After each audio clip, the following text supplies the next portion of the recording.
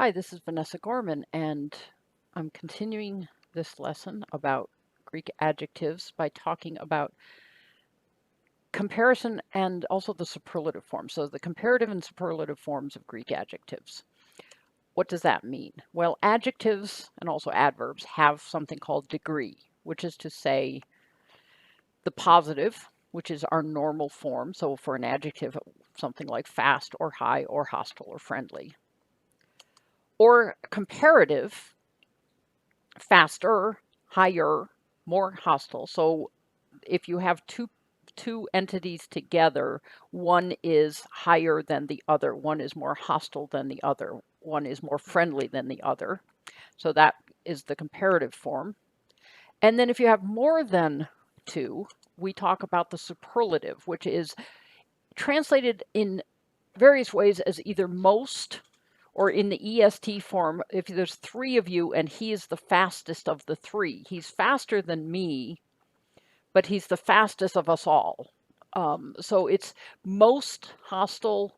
The ES form, you can say very, just like for comparative, you can just say more. So we have positive, comparative, and superlative of adjectives and adverbs. When you get a form of an adjective, it's usually just the positive. For most regular adjectives, plain old three ending adjectives, you form the comparative by just taking the stem and adding teros, tera, teron. So phulos becomes phuloteros. Notice that the stem vowel lengthened out there too. Polemioteros, proteros. You've actually seen proteros before, and husteros. You've seen them in the adverbial accusative forms, proteron and husteron, that occur so often that some people list them actually as separate adverbs. It's not hard to spot. It's got that ter in it, the same as we have in the comparatives.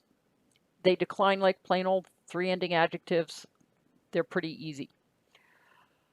Likewise, superlatives do the same thing. They just add tatos, tate, taton to the stem. So you get philotatos. So anytime you see the tatos, you know you've got a superlative. So it's very straightforward for the majority of adjectives. The neuter singular is often used as the adverb instead of trying to make an adverbial form out of it. We've seen this all so many times. Like I say, husteron is an example of this. The neuter plural is usually what they use for the superlatives for some reason. They just like to make it plural. But if you see a neuter plural sitting out there that's in the superlative, you'll know to take it adverbially most hostilely. So let's look at a few of these. The Lacedaemonion kai presbyteroi kai neoteroi euthus afficonto.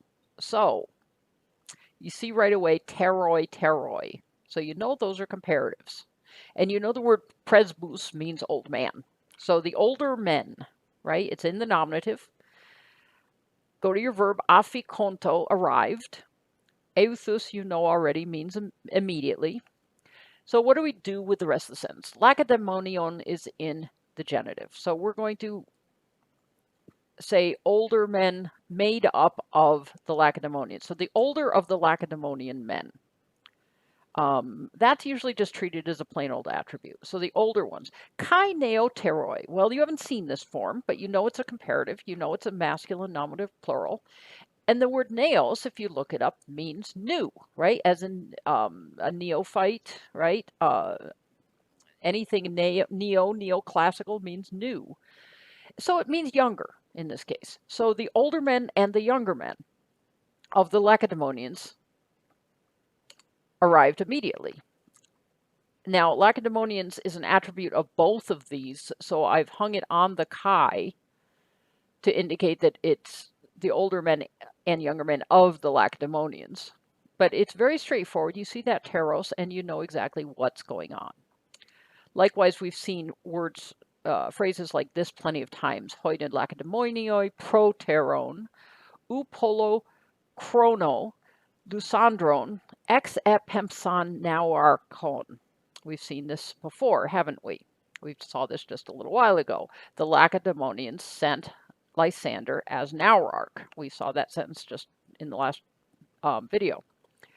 They sent him proteron before, right? Just the comparative form from first, actually. And then we have this dative in there, ou polo chrono. What do you expect with a comparative? Degree of difference. So, not long before by not much time. See how you get this dative of degree difference? Earlier by not much time. The Lacedaemonians sent Lysander as an hourarch. Okay? So those are very straightforward.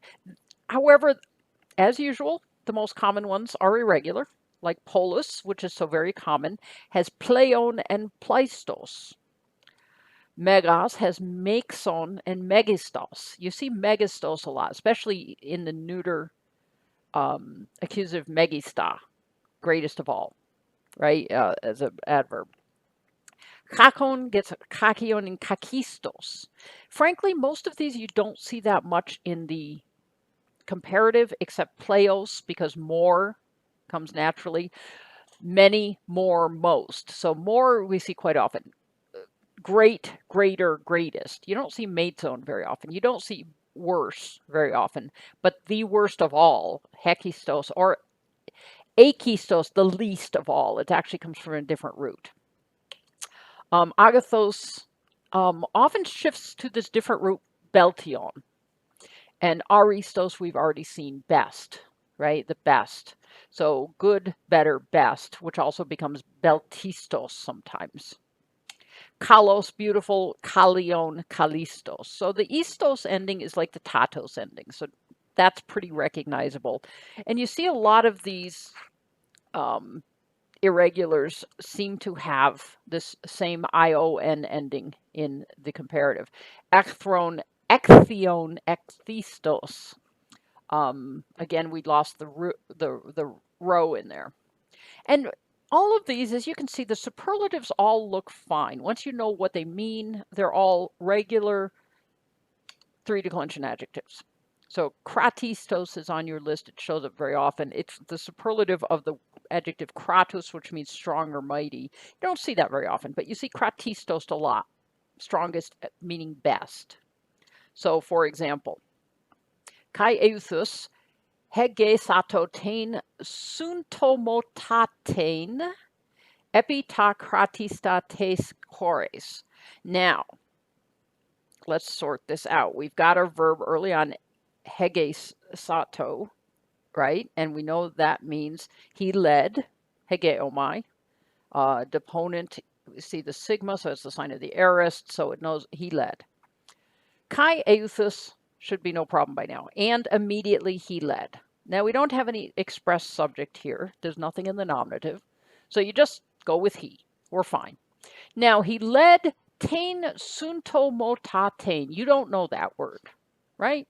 Totally new word to you. But you see the tatain and you know it's a superlative. Okay? Leave it alone for now. Epitacratista. Aha, you know that superlative too, right? Because we just saw it. It means the best or the mightiest.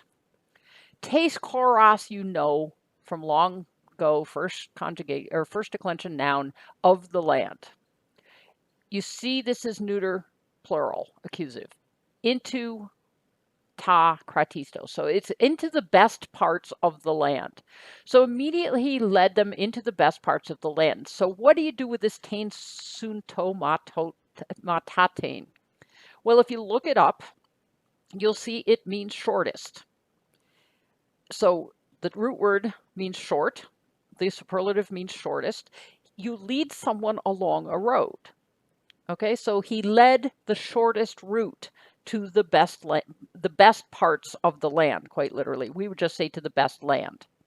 But it's to the best parts of the land. We've got to explain what the best parts are of, right? So immediately he led them along the shortest, routes to the best parts of the land. All right.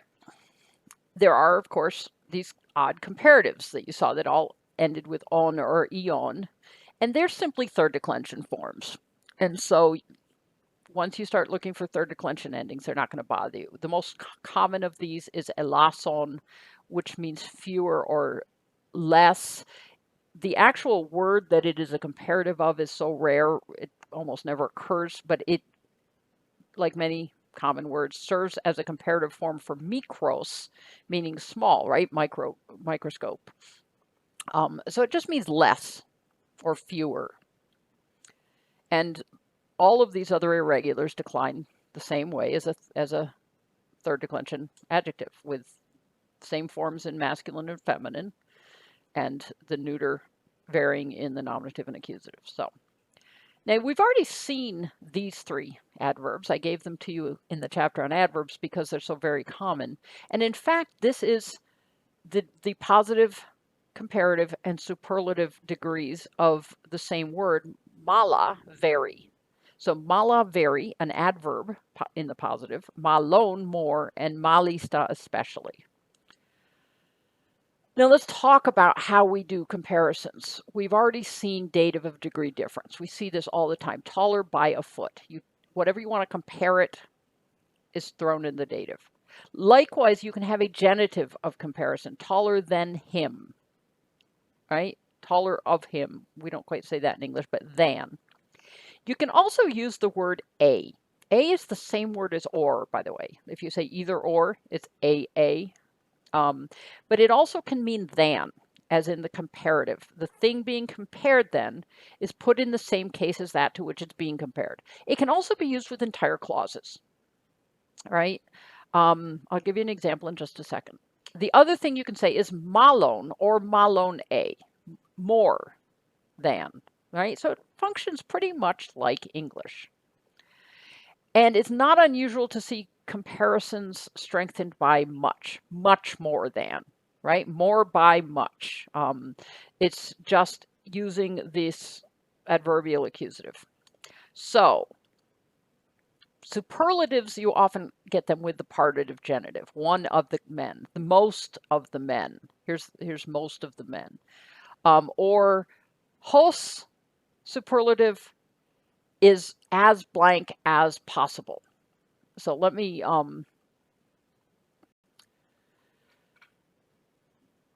remind you that we had the hos earlier in the adverb chapter, but I said it varies by context, right? In this case, you can hang it on a number, if you'll recall, to mean roughly a number. Well, here you can hang it on a superlative to mean as great as possible, as in this case, prothumos tatos.